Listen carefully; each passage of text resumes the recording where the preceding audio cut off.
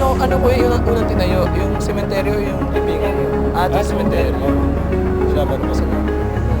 Dito, ano po kabila? Wala po. Ito yung dito. Pinilihan na una daw yung sementeryo. And then, sinundan ng tipo. So, bale, dito sa sementeryo, bago tayo yung tipo, nag-cut sila ng lupa sa sementeryo. Bali, wait lang.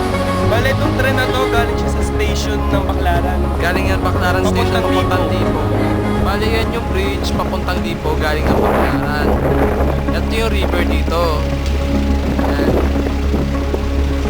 Puno siya ng basura. Yung basura, hindi siya galing sa may Tipo. Walang kinocontribute ng basura ng Tipo. Pero yung commercialism, tsaka yung residential area, yung nagbibigay dito ng dagdag na waste. Kaya nagaganyan yung ito. Ito yung gate ng LRT Tipo. Accessible siya sa Aurora Boulevard. Ito yung Mia Road. Tapos ito sa side na to, ito yung fence ng LRT Tipo. Ito yung mga vegetation. May saging. Ayan. Hindi pa lahat na, hindi pa buong site na sakop ng Tipo. May mga natitira pa rin mga vegetation. So, bukod dun sa Tipo, dito gumagawa rin sila, nagmo-mold sila ng mga concrete para dun sa may sidewalk, dun sa may gilid ng tulay ng LRT. Pinapalitan na yung mga dating kahoy, yung nadaanan. May kambing pala dito sa Tipo. Kanina tayo sa kabilang side ng tulay. Ayun pa rin yung tren.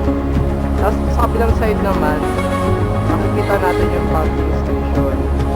Dito sa Baclaran talaga yung mga. Pero sa loob ng Tipo, hindi buwabaha kasi tinasan nila yung lupa. Kung makikita nyo, palabas na kami. Walang existing na puno or something na vegetation sa paligid kaya mainit. Plus yung pollution pa. Yan.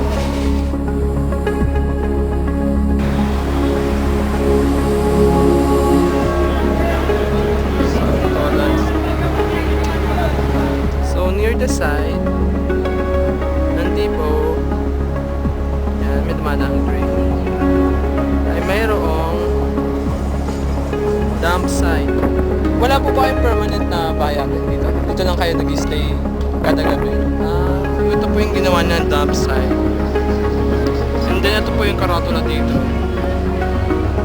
Ito naman yung river. Malinis yung river. Unlike na ibang river sa Manila, iba yung river dito sa Marikina. Kasi malayo yung site ng Tipo at saka iba pang structure malapit sa site. Merong matagpuan taniman.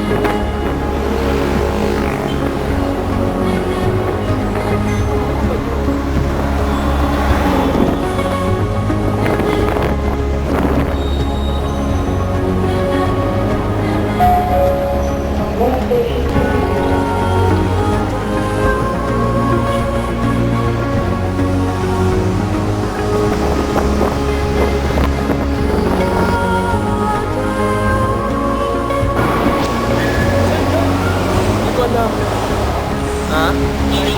Oo.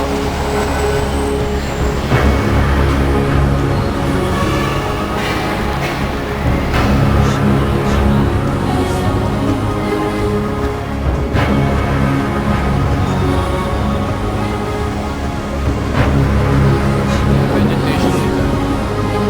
Yung mga vegetation dito, nakatanim na, tinanim lang yan.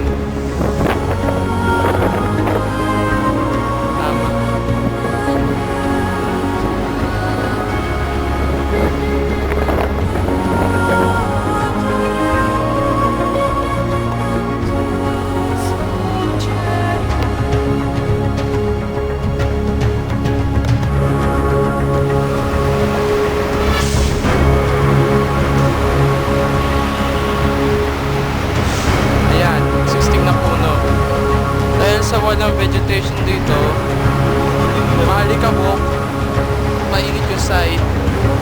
Grabe.